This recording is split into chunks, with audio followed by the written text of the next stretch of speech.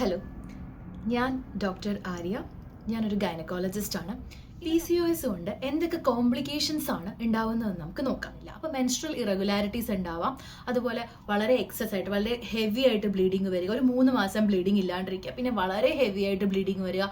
അങ്ങനെ ബ്ലീഡിങ് വന്നിട്ട് കുട്ടികൾക്ക് അനീമിയ പോലും വരാം.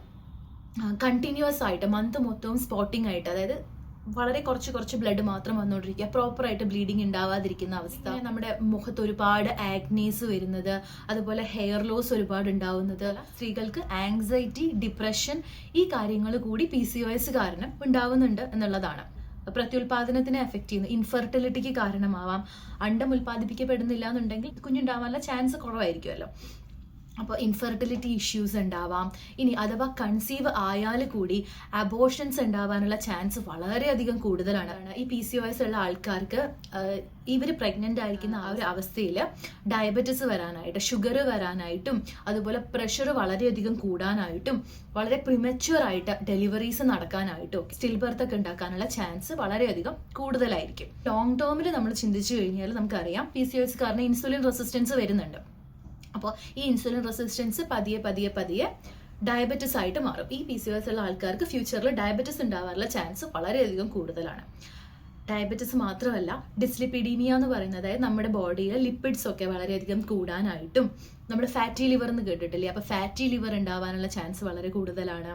അതുപോലെ നമ്മുടെ ബ്ലഡ് വെസൽസിൽ ബ്ലോക്കേജ് ഉണ്ടാവാനും, ഫ്യൂച്ചറിൽ ഹാർട്ട് അറ്റാക്ക്, സ്ട്രോക്ക് മുതലായിട്ടുള്ള അസുഖങ്ങൾ ഉണ്ടാവാനുള്ള ചാൻസ് ഇവർക്ക് കൂടുതലായിരിക്കും. ഈ PCOSന് നമുക്ക് ക്യാൻസർ പോലും ഉണ്ടാക്കാൻ പറ്റും.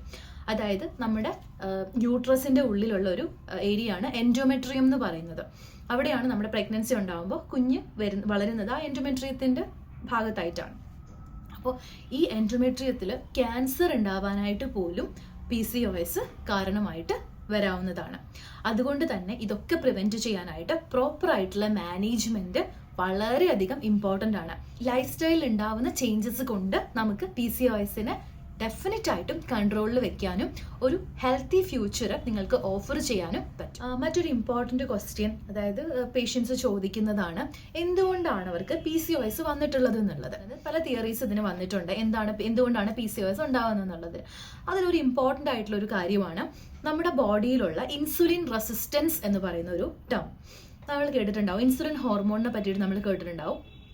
അതായത് നമ്മുടെ ബോഡിയിൽ പ്രൊഡ്യൂസ് ചെയ്യപ്പെടുന്ന ഒരു ഹോർമോണാണ് ഇൻസുലിൻ എന്ന് പറയുന്നത്. ഇതിപ്പോൾ നമ്മുടെ സെല്ലുകളാണെന്നുണ്ടെങ്കിൽ ഈ സെല്ലുകളിലേക്ക് ഗ്ലൂക്കോസിനെ കൊടുക്കുന്നത് ഇൻസുലിൻ ഹോർമോണിൻ്റെ ഒരു ഫംഗ്ഷനാണ്. അപ്പോൾ ഈ സെല്ലുകൾ ഇൻസുലിൻ ഹോർമോണിനോട് റെസ്പോണ്ട് ചെയ്യുമ്പോഴാണ് നമ്മുടെ ബോഡിയിലുള്ള ഗ്ലൂക്കോസ് മൊത്തവും ഈ സെല്ലിൻ്റെ ഉള്ളിലേക്ക് പോകുന്നത്.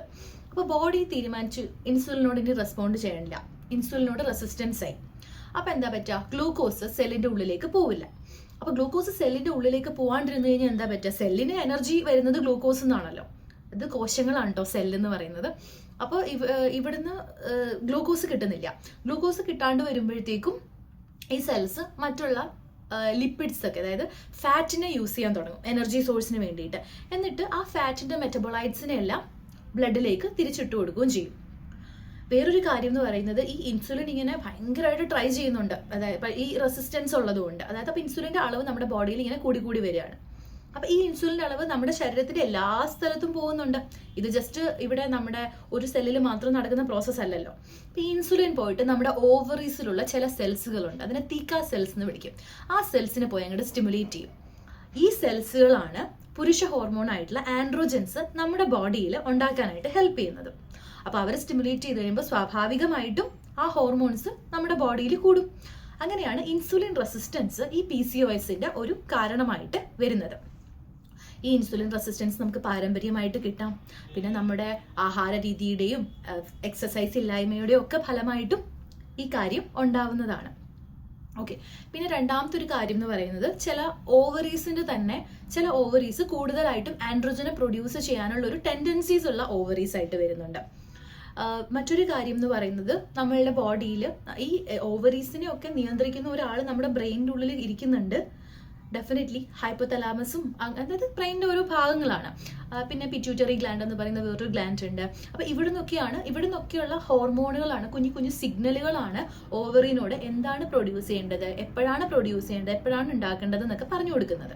അപ്പോൾ ഇവരിൽ ഉണ്ടാവുന്ന വ്യതിയാനങ്ങൾ കൂടുതൽ കുറവുകളാവുന്നത് അതിന് ലൂട്ടനൈസിങ് ഹോർമോൺ എന്നൊക്കെ പറയും, അത് കുറച്ച് കൂടുതൽ വരുന്നത് ഈ PCOSന് കാരണമായിട്ട് വരാറുണ്ട്. മറ്റൊരു കാര്യം എന്ന് പറയുന്നത് നമുക്ക് മോഡിഫൈ ചെയ്യാൻ പറ്റുന്ന കാര്യങ്ങളാണ് കേട്ടോ.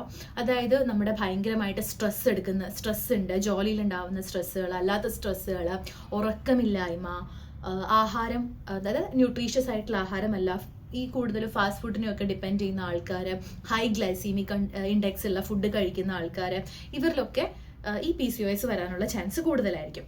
മറ്റൊന്ന് കാരണം എന്ന് പറയുന്നത് പാരമ്പര്യമായിട്ട് ഫാമിലിയലായിട്ട് കിട്ടുന്നത്, അതായത് നമ്മുടെ അമ്മയ്ക്കോ സഹോദരങ്ങൾക്കോ ഒക്കെ PCOS ഉണ്ടെന്നുണ്ടെങ്കിൽ തീർച്ചയായിട്ടും നിങ്ങൾക്കും PCOS ഉണ്ടാവാനുള്ള സാധ്യത കൂടുതലായിരിക്കും. അപ്പം ഇതൊക്കെ കൊണ്ടാവാം നിങ്ങൾക്ക് PCOS ഉണ്ടായിട്ടുള്ളത്.